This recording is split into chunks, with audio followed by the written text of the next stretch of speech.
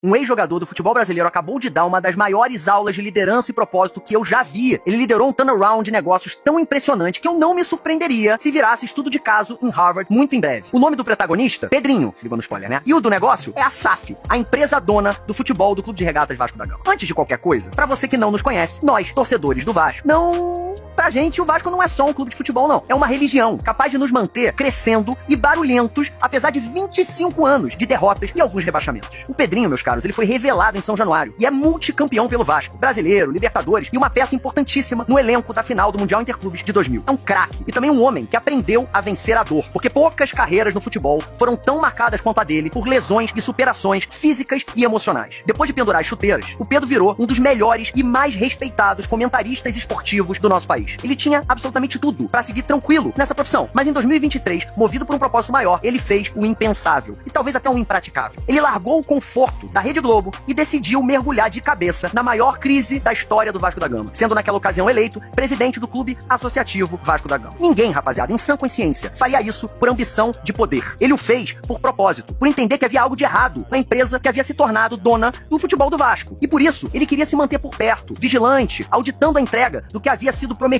em contrato na ocasião da venda do clube. Quando ele assumiu, o clube associativo do qual ele era presidente tinha apenas 30% das ações do futebol do Vasco. E nenhum poder administrativo sobre o futebol. Os outros 70% eram, obviamente, da 777 Partners, o fundo americano que era dono, que se tornou dono, comprou o futebol do Vasco da Gama. A 777 era também dona de vários clubes muito famosos no mundo. Entre eles eu posso citar aqui o Gênova, italiano, o Liège, da Bélgica, e o Hertha Berlim, da Alemanha. Pois bem, assim que o Pedrinho chegou na presidência, começaram a pipocar no mundo todo notícias sobre uma possível insolvência financeira dos americanos. Eles já estavam sem pagar contas, salários em vários desses clubes europeus. Então o Pedro tomou, que na minha opinião, foi uma das decisões mais contestadas sim, mas corajosas também, da história do futebol brasileiro. Contra tudo e todos, ele entrou na justiça brasileira e conseguiu o afastamento da 777 da gestão do futebol do Vasco, assumindo a partir daí também a presidência da SAF. Ele foi chamado de tudo naquela ocasião, pessoal, louco, ganancioso, inconsequente, mas hoje a fila pra pedir desculpa dele deve estar um pouquinho grande, porque já é um fato consumado. O Pedrinho viu o desastre antes de todo mundo e agiu muito rápido pra salvar o Vasco. Os americanos quebrados e o seu CEO hoje, né, tá sendo quase preso pelo FBI nos Estados Unidos por crimes financeiros. Enfim, até aí já teria sido uma história de sucesso, mas o Pedro brilhou principalmente na gestão e no turnaround do negócio Vasco da Gama. Em apenas 2 anos, ele resolveu 25 anos de problemas financeiros e operacionais. Ele aprovou o plano de recuperação judicial da SAF com 97,7% de aprovação dos credores. Isso reduziu o custo do Vasco da Gama em aproximadamente 50% e parcelou no longo prazo as suas dívidas. Para isso, importante seja dito, ele assumiu na pessoa física a responsabilidade do clube, colocando o seu patrimônio pessoal em risco, patrimônio dele e da família. O estádio do Vasco, São Januário, precisava de reformas e ampliação. O Pedrinho aprovou o projeto do novo estádio e conseguiu, junto à prefeitura, a venda do potencial construtivo do estádio, colocando 600 milhões de reais no caixa do clube, valor mais do que suficiente para a obra e para ampliação do estádio. A gestão Pedrinho também levantou um financiamento point de 80 milhões junto com a Crefisa, garantindo assim um horizonte saudável de caixa para todo 2026. Nem por um mês, que fique claro, o Vasco atrasou salários nesses quase 2 anos de gestão, assumindo a responsabilidade por todos os seus compromissos. A gestão do Pedrinho também investiu mais de 30 milhões de reais na modernização completa do CT, Centro de Treinamento Moacir Barbosa, que estava em péssimo estado. E ainda assinou um contrato de 7 anos, vigente a partir do ano que vem, com a Nike, a maior e, na minha humilde opinião, melhor marca de material esportivo do mundo. E claro, não dava aqui pra ficar só fora do campo. Futebol é bola. Houveram vários erros e vários sofrimentos, é verdade, nesse período. Mas também é inegável que o saldo foi muito positivo. Se não fosse o Pedro, o Vasco não teria conseguido trazer o Fernando Diniz e os reforços que transformaram o time em um Vasco competitivo que a gente vê hoje no campo. Foram 2 semifinais consecutivas de Copa do Brasil, inclusive a desse ano, que vai acontecer em novembro, e o retorno à Sul-Americana. Além disso, se formou uma base fortíssima, com pelo menos 3 jogadores com potencial de Copa do Mundo. Ryan, Paulo Henrique e Léo Jardim. E a nossa joia, Ryan, de apenas 18 anos de idade, praticamente faz chover em campo hoje, deve se tornar, muito em breve, a maior venda da história do clube. Enfim, no conjunto da obra, o Vasco voltou a ser um clube viável financeiramente, respeitado pelos adversários e, principalmente, o Vasco devolveu a alegria e o orgulho ao seu torcedor alucinado. Importante que seja dito, ninguém faz nada sozinho. E o Pedrinho não fez nada sozinho. Antes de qualquer coisa, ele montou um timaço de craques, fora do campo, com nomes como Felipe Carregal, Paulo Salomão, Alan Balaciano, entre diversos outros ilustres vascaínos. Eles fizeram tudo isso,